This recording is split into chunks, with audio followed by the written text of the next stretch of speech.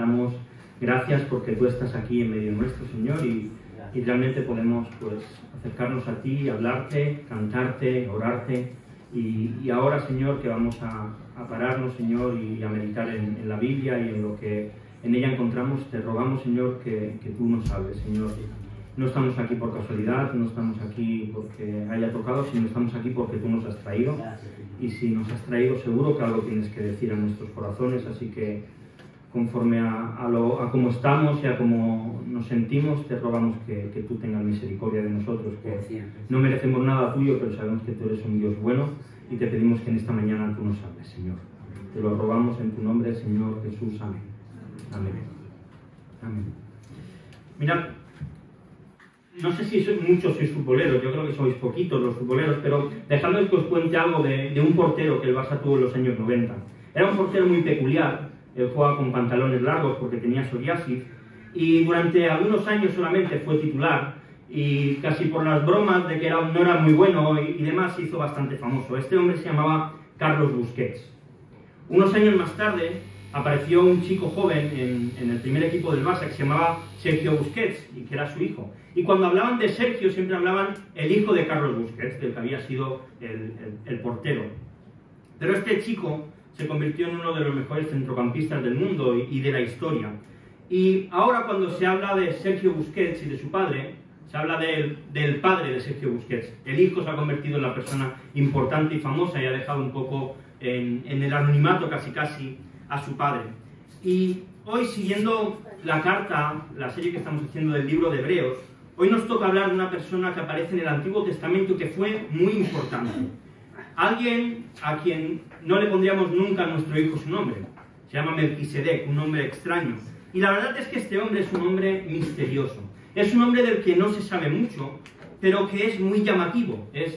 Llama la atención lo que se nos dice de él. Y igual que Sergio Busquets hizo que su padre desapareciese un poco en el anonimato, el texto que vamos a ver hoy, y que habla acerca de Melquisedec, va a hacer que Melquisedec también quede un poco en el anonimato, al mirar y al apuntar hacia Jesús. Así que si queréis vamos a leer juntos el texto, vamos al libro de Hebreos y vamos a leer el capítulo número 7. Hebreos, capítulo número 7. Seguimos con la serie que estamos haciendo, que hemos titulado Jesús, la confirmación del nuevo pacto. Lo leeremos entero, es un poquito largo, pero no os asustéis que intentaré no ser muy largo. Sí, Hebreos, capítulo número 7. ¿Sí lo tenéis? ¿Sí? Hebreos capítulo 7, lo leeremos entero el capítulo, ¿vale? Del 1 al 28, por si queréis los versículos. Dice: porque este Melquisedec, rey de Salem, sacerdote del Dios Altísimo, que salió a recibir a Abraham, que volvía de la derrota de los reyes, y le bendijo, a quien asimismo Dios dio a Abraham los diezmos de todo, cuyo nombre significa primeramente rey de justicia, y también rey de Salem, esto es rey de paz, sin padre, sin madre, sin genealogía, que ni tiene principios de días ni fin de vida, sino hecho semejante al Hijo de Dios, permanece sacerdote para siempre. Considerad pues cuán grande era este, a quien aún Abraham el patriarca dio diezmos del botín. Ciertamente los que de entre los hijos de Leví reciben el sacerdocio, tienen mandamiento de tomar del pueblo los diezmos según la ley, es decir, de sus hermanos, aunque estos también hayan salido de los lomos de Abraham. Pero aquel cuya genealogía no es contada de entre ellos, tomó de Abraham los diezmos y bendijo al que tenía las promesas. Y sin discusión alguna, el menor es bendecido por el mayor. Y aquí ciertamente reciben los diezmos hombres mortales, pero allí uno de quien se da testimonio de que vive.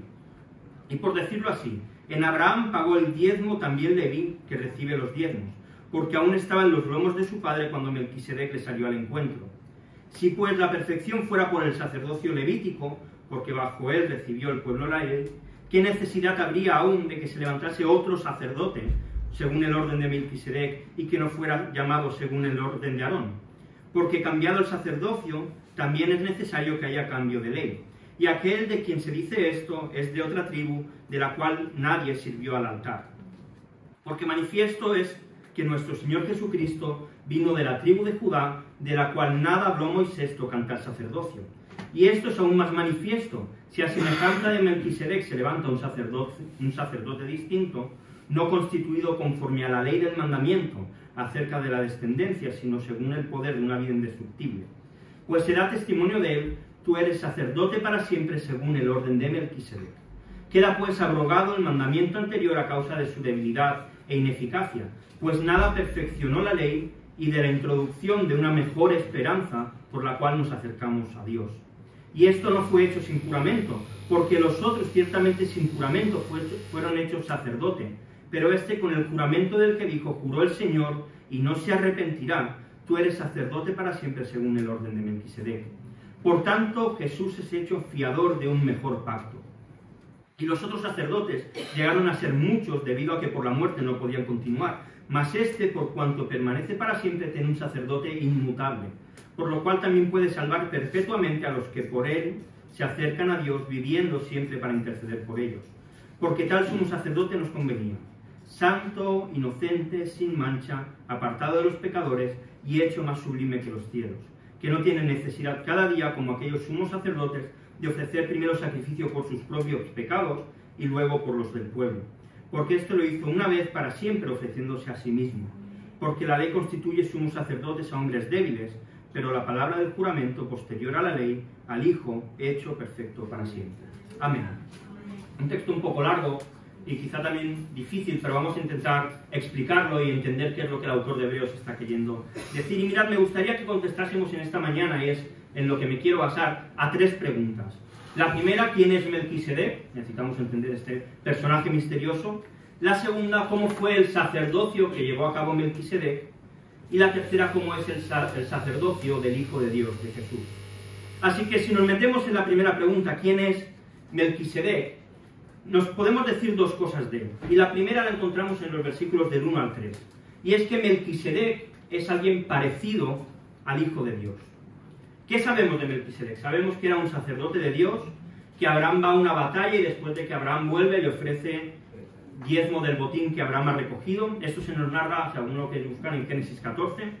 Su nombre nos dice mucho de quién era este hombre. No solamente que era sacerdote, sino se nos dice que era rey de Salem, es decir, rey de paz. Y el nombre de Melquisedec lo que significa es rey de justicia.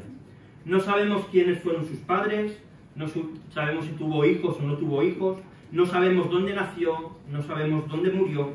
De ahí que el autor de Hebreos hable de que su sacerdocio es un sacerdocio para siempre, porque desconocemos su origen y desconocemos su destino. Esto no quiere decir, obviamente, que él naciese y que acabase muriendo, pero simplemente que no lo conocemos. Melquisedec es lo que se conoce como un tipo del Hijo de Dios, es decir, como una persona que tiene características que son parecidas al Hijo de Dios. Y en él encontramos que el Hijo de Dios no tiene un origen, que no tiene padre ni madre. Y aquí no estamos hablando de cuando Jesús nace, obviamente cuando Jesús nace tiene una madre que es María, pero el Hijo de Dios es eterno. Antes de que todo existiese, él ya existía, así que no tiene ni principio ni fe, no tiene ni fecha de nacimiento ni fecha de defunción, ya que el Hijo ahora resucitó y está a la diestra del Padre, gobernando sobre toda la tierra. El sacerdocio del Hijo de Dios es un sacerdocio eterno. Él es el príncipe de paz y él es el rey de justicia. Todo lo que era Melquisedec lo es también Jesús. Así que este Melquisedec, que es tan enigmático, tan desconocido, es alguien que lo que hace es presentarnos a la segunda persona de la Trinidad de una manera maravillosa. Él es el único caso en toda la Biblia que aparece alguien que es sacerdote y que es rey. No hay nadie en toda la Biblia que sea sacerdote y que sea rey, solamente Melquisedec, y así es también el Hijo hoy. Él es el rey que está gobernando sobre toda la tierra, sobre toda la humanidad, sobre todo el universo, y también es el sacerdote que hace de intermediario entre nosotros y Dios. Porque ninguno de nosotros podíamos acercarnos a Dios. ¿Y esto qué quiere decir? Paz y justicia para nosotros. Así que podemos estar tranquilos. Si Jesús está gobernando, si Él lo tiene todo bajo control, sabemos que las cosas van a ir bien. Quizá no como nos gusten, quizá no de la manera que nosotros pensamos que sería mejor, pero sí bien. Os pongo un ejemplo. Imagínate que hoy hace mucho calor, ¿verdad? ¿Sí? Aquí estamos bien, pero en la calle hace mucho calor. Imagínate que cuando salgamos de la iglesia, dices, me voy a ir a la playa a pasar el día. Y llegas allí y te encuentras un cartel bien grande que pone prohibido bañarse tiburones. ¿Qué harías? Yo no me bañaría, ¿verdad? Sería lo más inteligente. según tú, ¿qué es lo mejor? Bañarte porque tienes calor. Pero hay algo superior a ti que te dice, cuidado porque hay un peligro. Precisamente esto es lo que hace Jesús. En nuestra idea, nuestra manera de entender el futuro, pensamos que es lo mejor, pero Jesús sabe lo que es bueno. Por eso Él está gobernando sobre todo y por eso podemos confiar en Él. Si lo primero que podemos decir de Melquisedec es que era parecido al Hijo de Dios. La segunda cosa que podemos decir de quién es Melquisedec es que era alguien superior a Abraham. Mira, para los judíos, Abraham es alguien vital en su historia. Él es el patriarca. Él es el que recibió la promesa por parte de Dios. Así que, para un judío, si tú te metes con Abraham, estás atacando su identidad. No su historia, estás atacando lo que él es. Su propia identidad. Solamente para los judíos Dios es mayor que Abraham. No hay nadie mayor que él. Y como se nos narra en Génesis, Abraham va a una batalla, vuelve con el botín, se encuentra con Melquisedec y le ofrece el diezmo del botín que ha obtenido, el 10%, más o menos.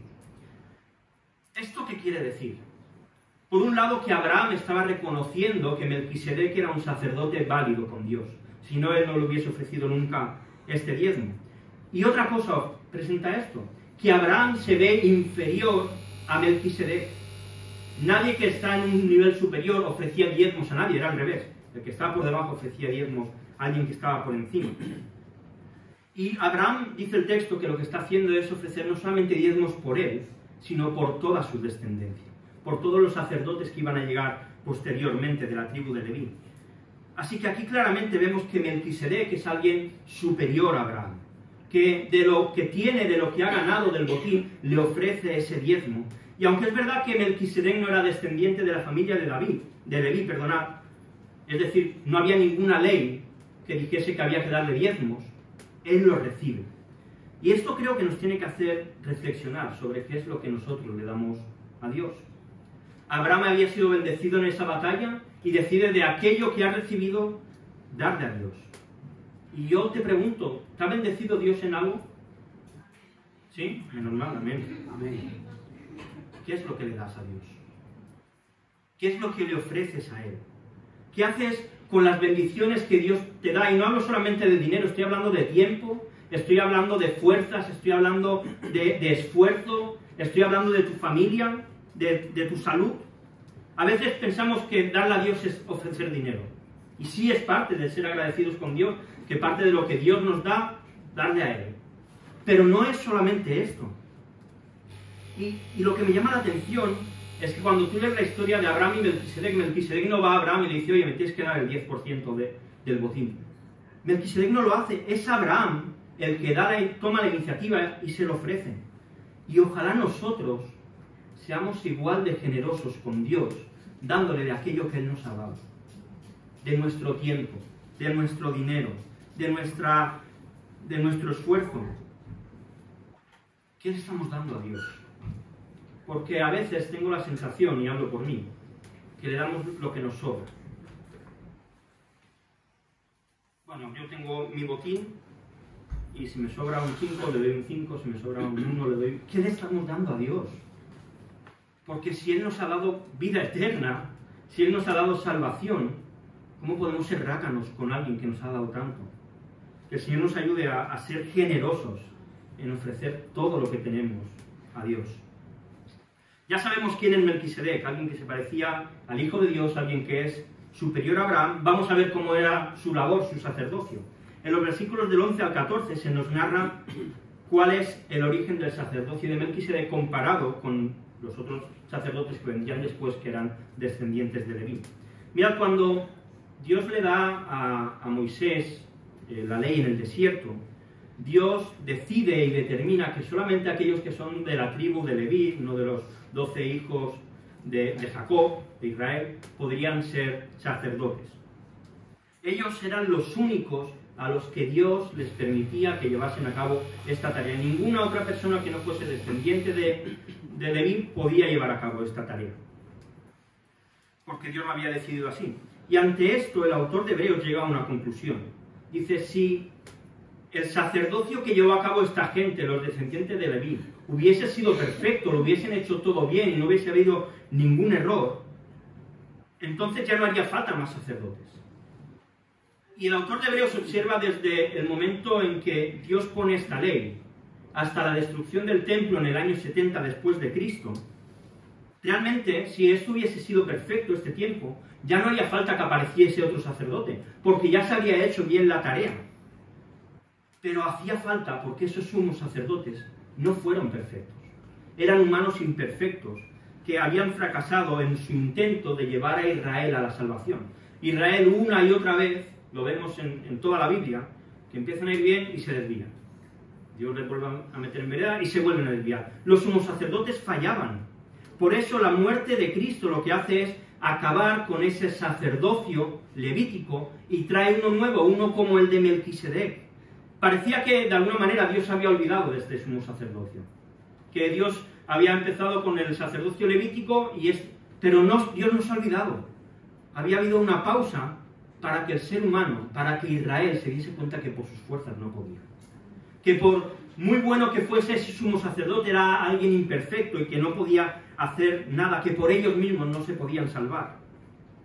Y dentro de la incapacidad de los sacerdotes y los sumos sacerdotes, es que eran incapaces de cumplir la ley, eran incapaces de hacer bien su trabajo, y entonces Dios levanta un sacerdote distinto, uno que ya no es por herencia, sino que es señalado y escogido directamente, el Hijo de Dios, la segunda persona de la Trinidad.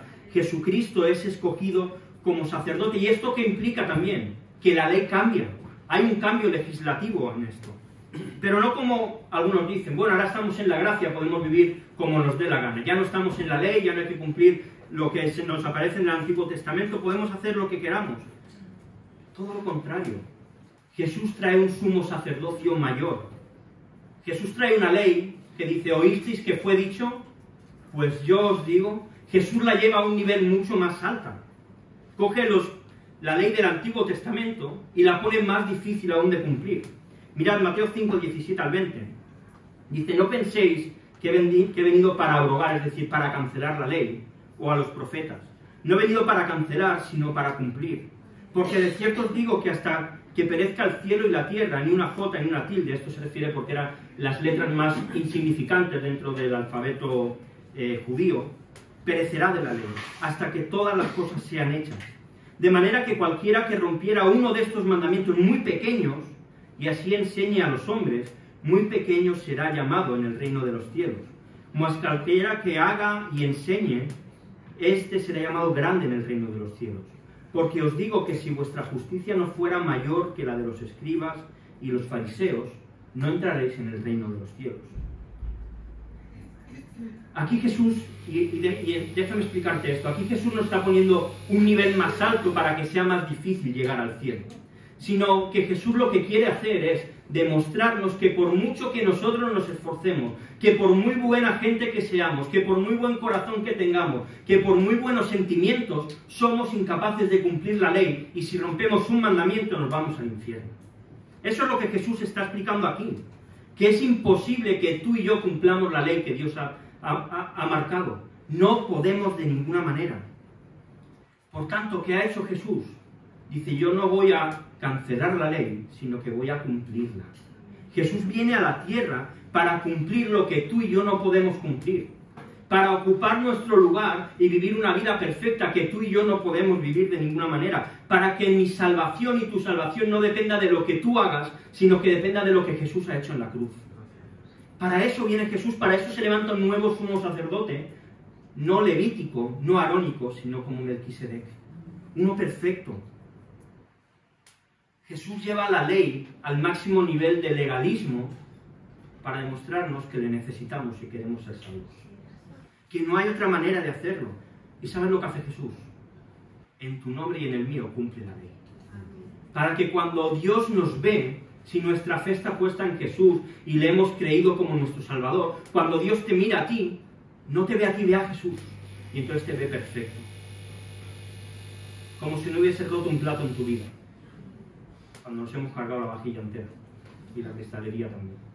Pero Jesús nos ve, Dios nos ve a través de Jesús y nos ve perfectos, porque Él ha cumplido la ley en nuestro lugar.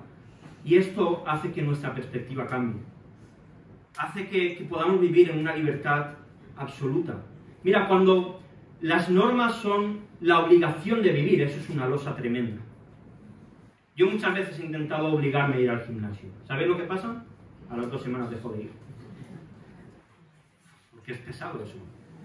Pero cuando tú haces algo porque realmente lo deseas y porque realmente lo amas, aunque sea un esfuerzo, lo haces con pasión. Y eso es precisamente lo que hace Jesús. No nos pone una ley para que sea pesada, sino para que la hagamos con pasión, para que la cumplamos por el amor que le tenemos. ¿Entendéis lo que estoy diciendo?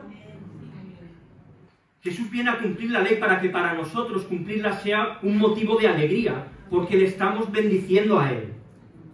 Y eso es lo que Jesús hace, porque Él nos ha salvado. Viendo el origen del sacerdocio de Melquisedec, que es distinto, ya que no tiene que ver con la tribu a la que pertenece, también la naturaleza de Melquisedec es distinta de su sacerdocio.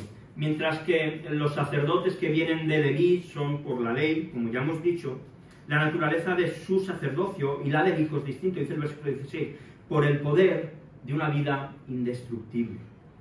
Es decir, cualquier sacerdote que se levantó en Israel tenía un inicio cuando empezaba y un final, cuando se moría. ¿Sí? Igual que cada uno de nosotros llegará el día en que todos nos muramos. ¿Y cuándo acaba?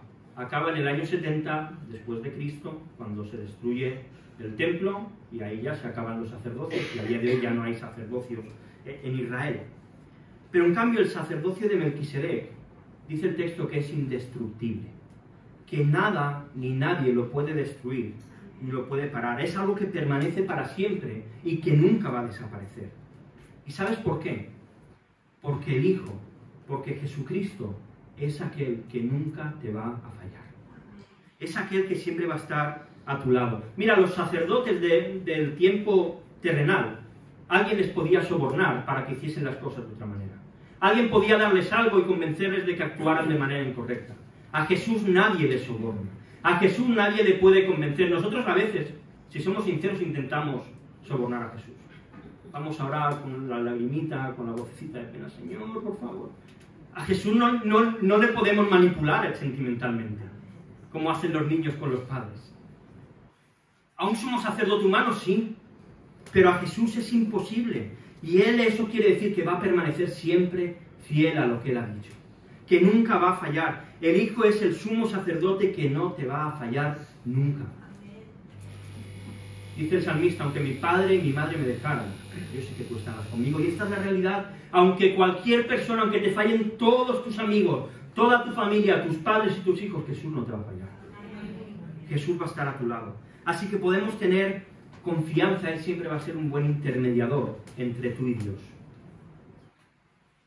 Nada ni nadie nos puede separar de esto. Y esto tiene que ser un motivo de confianza. Si el origen de Melquisedec es distinto, si su naturaleza es distinta, pues el resultado también lo tiene que ser. El versículo 18 y 19 dice: queda pues cancelado el mandamiento anterior a causa de su debilidad e ineficacia, pues nada perfeccionó la ley, y de la introducción de una mejor esperanza por la cual nos acercamos a Dios. En el capítulo 5 de esta carta a los Hebreos, el autor dice que va a empezar a explicar unas cosas que son difíciles de entender, que son complicadas, y le llama la atención de cuidado porque os estéis comportando como niños espirituales, tenéis que crecer si de verdad sois creyentes. Y en el capítulo 7, 8, 9 y 10, el autor lo que hace es explicar estas cosas difíciles de entender.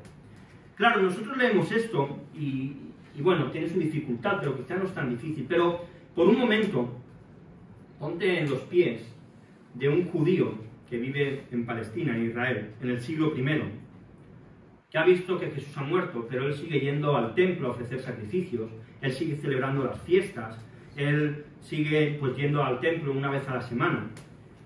Lo que ahora el autor de Hebreos les va a intentar hacer entender es cuál es el significado de la muerte de Jesús en la cruz. Porque lo que significaba es que todo su planteamiento y toda su vida religiosa se iba a ir al garete y ya no servía para nada. Pongámonos en los pies de una persona en esta situación, porque desde nuestra perspectiva en el año 2025 es relativamente fácil entender esto. Pero Jesús venía a superar a los sacerdotes, venía a superar al templo y venía a superar a los sacrificios. La religión judaica caducaba con Jesús. Ya no valían de nada los rituales, no valía de nada los sacrificios, no valían de nada todo esto. Así que el mismo texto nos da la clave. Mientras que antes había un mandamiento anterior, que es todo esto que estamos diciendo, ahora por este sacrificio tenemos una esperanza mejor, una esperanza en Cristo.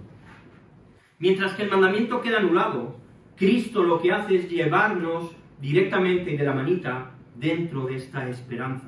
Mientras que el mandamiento era débil y era ineficaz, el sacerdocio de Cristo lo que hace es meternos dentro para poder vivir siempre en esta esperanza. Mirad, el comentarista Simon Kistemaker lo explica así, me encanta, dice: el escritor habla de una esperanza mejor, en el sentido de que es una esperanza verdadera, viva, nueva y perfecta.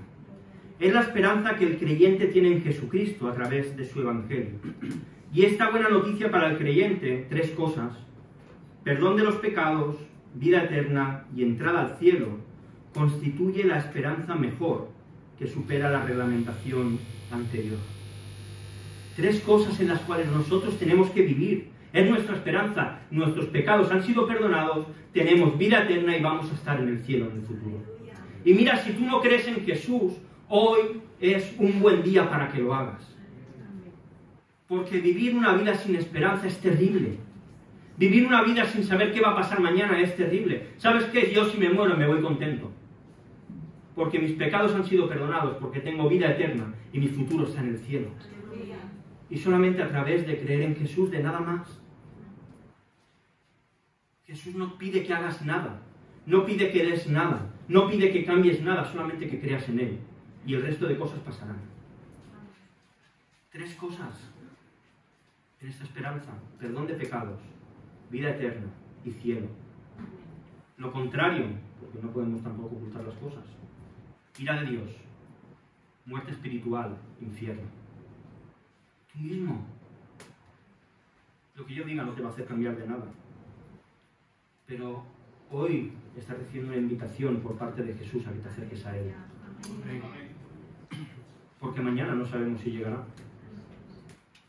Irán, Israel están pegándose bombazos. ¿Quién dice que nos mandan una hora aquí? ¿Alguno lo sabe?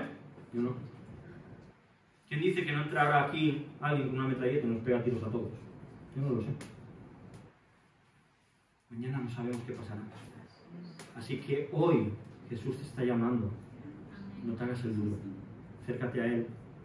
Solamente tienes que decirle: creo en ti como mi Salvador y confío que tú has perdonado mis pecados en la cruz. No hay nada más que hacer.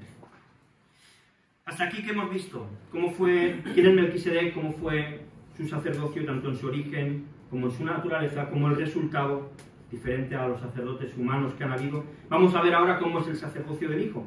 Versículo 20 al 22 dice: y esto no fue hecho sin juramento, porque los otros ciertamente sin juramento fueron hechos sacerdotes. Pero este, con el juramento del que dijo: juró el Señor y no se arrepentirá, tú eres sacerdote para siempre según el orden de Melquisedec. Por tanto, Jesús es hecho fiador de un mejor pacto. Vemos que el sacerdocio del Hijo comienza de una manera distinta. ¿De qué manera empezaba el sacerdocio de cualquiera de los que venían del Éxodo y de Levítico? Por medio de la ley. La ley decía que había unos sacerdotes que eran descendientes de Leví, como ya hemos dicho. El Hijo empieza su sacerdocio a través de un juramento. Como en el versículo 6 vimos, al hablar de juramento, Dios le juró a Abraham por sí mismo que lo que le prometía se iba a cumplir. Porque no hay un mayor nombre por el que jurar que el mismo nombre de Dios. Y exactamente ocurre lo mismo aquí. Dios está jurando por su nombre que el Hijo va a ser sacerdote para siempre. Ahora bien, ¿cuál es la diferencia entre un sacerdocio que llega por la ley y un sacerdocio que llega por juramento? Que la ley cambia. Una ley no es fija. Una ley se puede cambiar, se puede manipular, se puede alterar, se puede incluso romper. Pero un juramento, y más un juramento hecho por Dios, no se rompe nunca. Si Dios ha jurado, Dios lo va a cumplir. Por tanto, Cristo ofrece un sacerdocio superior, porque se basa en un juramento que Dios ha hecho, y Dios no es un hombre o una mujer como nosotros que mentimos. Dios no miente nunca. Ofrece un pacto mucho mayor que el que Dios hizo con Moisés al darle los 10 mandamientos y toda la ley. Y Jesús, dice el texto, que es fiador de este pacto. Un pacto que es mucho mejor que el anterior y que, como ahora veremos, es eterno y es inigualable. ¿Y sabes algo? Cristo nos ofrece este pacto a nosotros, a cada uno de nosotros, a los que hemos creído en Él, a los que le hemos confesado nuestros pecados y nos hemos arrepentido sinceramente de ellos, y le hemos proclamado como nuestro Rey, Señor y Salvador. ¿Y sabes lo mejor? Nada ni nadie te puede sacar de ese pacto, ni tú mismo. Nada ni nadie nos puede sacar del pacto de Dios. Es irrompible, es inquebrantable, es invariable. ¿Y sabéis qué? El descanso de todo esto es que este pacto lo firma Cristo con su sangre. Cuando Jesús muere en la cruz y su sangre cae al suelo, estaba firmando ese pacto en nuestro nombre, para que estuviésemos dentro de él. Jesús es la seguridad que nosotros tenemos de que nunca vamos a salir de ese pacto. Como hemos titulado la serie, Jesús es la confirmación del nuevo pacto, un pacto que nadie puede romper. Y como hemos dicho, este pacto es mejor por su durabilidad. Versículos del 23 al 25 dice: y los otros sacerdotes llegaron a ser muchos, debido a que por la muerte no podían continuar. Mas este, por cuanto permanece para siempre y tiene un sacerdote inmutable, por lo cual puede también salvar perpetuamente a los que por él se acercan a Dios, viviendo siempre para interceder por ellos. Dos cosas transmite este versículo. La primera, mientras los sacerdotes levíticos fueron muchos, porque morían y ahí se acababa su labor. En cambio, el sacerdocio de Jesús es un sacerdocio eterno, porque él no tiene fin. Y esto tiene que ser un gran consuelo para nosotros. Mirad, cuando un sumo sacerdote de la antigüedad vivía mal, todo el pueblo le iba mal. Todo el pueblo era afectado por el pecado del sumo sacerdote. Así que la muerte del sumo sacerdote, si había sido malo, era algo bueno para el pueblo; si había sido bueno, era algo malo para el pueblo. Ahí había un contraste. Pero en cambio, el hecho de que Jesús y su sacerdocio permanezca para siempre y que sea inmutable, es decir, que no cambie nunca, quiere decir que siempre va a ser bueno para nosotros. Lo que Dios ha prometido, nadie nos lo puede quitar. El otro día me salió por Instagram salen muchas barbaridades. Y había unos que estaban orando y decían: Señor, y vamos a recuperar las bendiciones que Satanás nos ha quitado. Y yo, ¿pero qué nos ha quitado Satanás? Si Dios nos lo ha prometido, ¿quién nos lo va a quitar a nosotros? ¿Quién? Nadie. Nuestra salvación está totalmente asegurada. Mira, si todo el infierno se pusiese de acuerdo en ir contra ti, no podrían, porque Jesús está a tu favor. Ni lo alto, ni lo profundo, ni ninguna otra cosa creada nos podrán separar del amor de Dios, que es en Cristo Jesús. Nada ni nadie. Porque Jesús es nuestro sumo sacerdote y nadie le puede parar, y Él es inmutable. Nada ni nadie lo cambia. Y la segunda cosa es que la tarea del sumo sacerdote era la de ponerse en medio entre Dios y el pueblo. Era una especie de árbitro que hablaba con Dios a favor del pueblo y hablaba con el pueblo en nombre de Dios, para que al final llegasen a un acuerdo y de alguna manera se pusiesen a bien. Y Jesús hace esta tarea. Pero lo importante es que Él no lo hace desde una posición de inferioridad. Mira, imagínate que yo me reúno con mi jefe y le digo: mira, creo que me tienes que doblar el sueldo. Y mi jefe dice: bueno, voy a ir a hablar con el dueño a ver qué opina. Y él dirá, pero va a ir en una posición de inferioridad, porque él no es el dueño, va a depender de lo que el dueño diga. Ahora, si yo hablo con el dueño y le digo: oye, quiero que me dobles el sueldo, y él dice: oye, a este doblar del sueldo, nadie va a decir nada en contra, porque él está intercediendo por mí, pero desde una posición de superioridad. Y precisamente esta es la situación de Jesús. Él está intercediendo por nosotros, pero lo hace desde una posición de sacerdote y de rey. Lo hace desde una posición de Él eterno, de alguien que está vivo y que intercede en nuestro favor.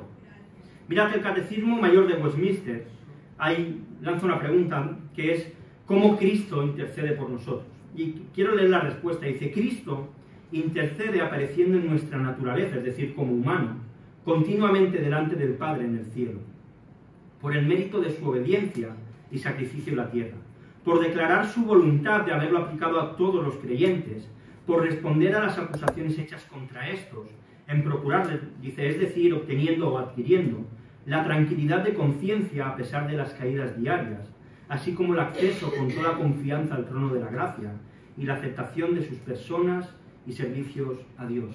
Mira, el Hijo cuando intercede por ti, no va al Padre intentando darle pena para ver si consigue ablandarle o a ver si le engaña o le manipula de alguna manera para conseguir algo. No, Él va en una posición de superioridad, Él va en una posición de victoria. No va para ver si consigue algo, sino va con la autoridad y con la seguridad de que lo que interceda por nosotros, Él lo va a conseguir. Y esto es increíble, porque dice el Catecismo, y me gusta mucho, que cuando el Hijo intercede por nosotros nos consigue calma, aunque hemos sido malos y hemos pecado, nos ofrece la paz de no tener remordimientos de conciencia porque eso ya ha sido perdonado. Nos ofrece la posibilidad de acceder al trono de la gracia aunque no lo merecemos. Aunque no cumplimos los requisitos, gracias a Él nosotros podemos ir al mismo trono de Dios a orar y clamar, y Él intercede por nosotros. A que cuando tú y yo pecamos y por lo tanto no deberíamos poder acercarnos a Dios de ninguna manera, Él aparece y dice, yo he pagado por esto. Este pecado ya está cubierto. Este pecado ya está cubierto. Esta mentira ya está cubierta. Pon lo que quieras, ya está cubierto. Y Él de esta manera intercede en nuestro favor delante del Padre. Porque con su muerte Él ha logrado autoridad para hablar en nuestro nombre delante de Dios. Y esto es algo increíble. Yo no sé si alguien te dijese, oye, si tú tuvieses que elegir a alguien para que vaya a hablar en tu nombre delante de Dios, ¿cómo lo describirías? Pero yo creo que los últimos versículos hacen una definición perfecta. Mirad, dice, porque tal sumo sacerdote nos convenía, santo, inocente, sin mancha, apartado de los pecadores y hecho más sublime que los cielos, que no tiene necesidad cada día, como aquellos sumos sacerdotes, de ofrecer primero sacrificio por sus propios pecados y luego por los del pueblo, porque esto lo hizo una vez para siempre, ofreciéndose a sí mismo, porque la ley constituye sumos sacerdotes a débiles hombres, pero la palabra del juramento posterior a la ley, al Hijo, hecho perfecto para siempre. Si tú comparas cualquier sacerdote que hubo en la tierra con Jesús, la respuesta es inigualable. No hay comparación, es imposible. No hay manera de compararse con Jesús, ninguno de nosotros tenemos manera de compararnos con Jesús. Él estaba apartado para Dios. No hizo nada de lo que se le pueda culpar. Todos nosotros se nos pueden culpar de un montón de cosas. A Jesús no se le puede culpar de nada. Ni un poquito se ensució de pecado. Vivió perfecto. Vivió entre los pecadores, pero apartado de ellos. Consiguió una belleza increíble con su muerte en la cruz. Y una resurrección tan grande que es mayor que toda la creación. Él no necesita hacer muchos sacrificios como hacían los sumos sacerdotes, que ellos siempre tenían que hacer un sacrificio por sus pecados y luego por el pueblo. Jesús hizo uno solo, porque Él era el sacrificio válido. Él era el sacrificio perfecto. Y esto es maravilloso. Esto tiene que ser aliento cada día de nuestra vida. Esto tiene que ser esperanza. Mira, nadie va a querer nada mejor para ti que lo que quiere Jesús. Imagínate que una persona, tú tienes problemas financieros, y te dice, mira, voy a vender mi casa y me voy a ir a vivir debajo de un puente para arreglar tus problemas financieros. Si esta persona en el futuro viniese a preocuparse por ti, ¿pensarías que va a querer algo malo para ti? No, ¿verdad? Yo creo que alguien que ha vendido su casa para salvarte de tus problemas no va a venir en el futuro a hacerte ninguna jugarreta. Si Jesús ha muerto en la cruz por nosotros, ¿cómo vamos a pensar ni siquiera que Él pueda querer hacer algo malo para nosotros? ¿Cómo podemos llegar a pensar que lo que Él quiere para nosotros no es bueno? Aunque a veces no lo entendamos. Mira, Jesús no tenía la necesidad ni la obligación de venir a esta tierra. Él no tenía la necesidad ni la obligación de morir en la cruz. Pero aún así Él ha querido ser tu intermediario con el Padre. Él ha querido ser la ofrenda que tú no podías entregar para que tú te puedas acercar a Dios. Jesús es inigualable. Nada de lo que existe en esta tierra se puede acercar ni parecer a lo que es Jesús. Nada. ¿Y sabes lo increíble? Que nosotros podemos relacionarnos con Él. Que nosotros podemos hablar con Él. que nosotros podemos escoger la Biblia y escuchar su voz, que nosotros podemos reunirnos y disfrutar de su cuerpo, que es la Iglesia. Lo que venga a nuestra vida siempre va a ser bueno y provechoso. Siempre. Otra cosa es que no nos guste, puede ser. Otra cosa es que no entendamos, también puede ser. Pero para los que aman a Dios, todas las cosas acontecen para bien. ¿Esto es para qué? Para los que conforme a su propósito son llamados. ¿Y cuál es ese propósito? Que seamos como Jesús. Para que nosotros seamos como Jesús, todo lo que venga va a ser bueno. Y alguno dirá, bueno, pero entonces no seré feliz. Bueno, feliz o ser como Jesús. Decide lo que quieres en la balanza. Bueno, es que entonces voy a sufrir. Sufrir o ser como Jesús. Escoge. No podemos tenerlo todo. Yo quiero ser como Jesús. Aunque me voy a quejar seguramente en el proceso. Pero yo quiero ser como Jesús. Y espero que tú también lo quieras. Porque cuando pensamos las cosas que tienen valor en esta vida, tenemos que ponerlas al lado de la cruz. ¿Qué vale más? ¿Qué es más importante? La cruz siempre gana. Jesús siempre gana. Acabo ya. Israel nació con Abraham y Dios los libra de Egipto y con la libertad les da unas leyes que les tienen que servir de guía para cómo vivir en el desierto, para entender quién es Dios y para llegar a esa tierra prometida que Dios les había dado. En la ley, Dios les explica cómo ellos se pueden relacionar con Él, y lo hace a través de una figura, de esta figura de los sacerdotes. Pero la ley fue insuficiente. La ley nunca fue capaz de levantar sacerdotes suficientemente válidos y buenos para lograr la salvación, ni a través de las ofrendas, ni de los rituales, ni de los sacrificios. Todo esto era imperfecto. Estaba bien, Dios lo había dado como medio, pero aquellos que lo ofrecían no servían. Pero Dios, desde antes de que todo esto existiese, desde antes de que el mundo ni siquiera fuese formado, en la eternidad, hizo un pacto eterno. Cuando solo estaba el Padre, el Hijo y el Espíritu Santo, entre los tres hicieron un pacto. Un pacto que no tenía nada que ver con la ley. Era un pacto de redención. Un pacto unilateral de Dios con los suyos, con sus escogidos, a aquellos a los que Dios les iba a dar gracia, a aquellos a los cuales Dios les iba a dar fe para creer en el Señor Jesús, a aquellos a los que el Espíritu Santo iba a regenerar para que pudiesen encontrar al sacerdote que les convenía. Un pacto en el cual dijeron, vamos a crear al ser humano, y el ser humano va a pecar, y el ser humano se va a convertir en nuestro enemigo, y el ser humano no va a querer saber nada de nosotros, y el Hijo dijo, yo iré y moriré por él. Yo iré y ocuparé su lugar para que se puedan reconciliar con nosotros y para que yo reciba más gloria aún de la que ya tengo. Y este nuevo pacto lo que nos asegura es que Jesús está de nuestro lado, que Él va al Padre en nuestro nombre, y no como alguien débil, sino como alguien poderoso que ha vencido y que es poderoso para guardarnos de cualquier pecado. Alguien que te entiende cuando sufres, alguien que cuando lloras sabe lo que es porque Él lo ha estado, alguien que cuando estás cansado se puede poner en tu lugar porque Él se cansó, que cuando sientes que nadie te quiere, Él lo sabe porque Él estuvo solo en la cruz. Alguien que pasó por momentos de dolor que Él no quería pasar, pero que decidió obedecer a su Padre. Cualquier situación que tú vivas, Jesús la entiende. Y se compadece de nuestra debilidad y viene a nuestro lado. Y es poderoso para rescatarnos de las tentaciones, para sacarnos de los problemas, para acompañarnos en el dolor, para estar también en la alegría. Él siempre nos entiende. Así que acércate a Jesús. Si Él ya es tu Señor, alábale y bendícele, porque lo que ha hecho es increíble.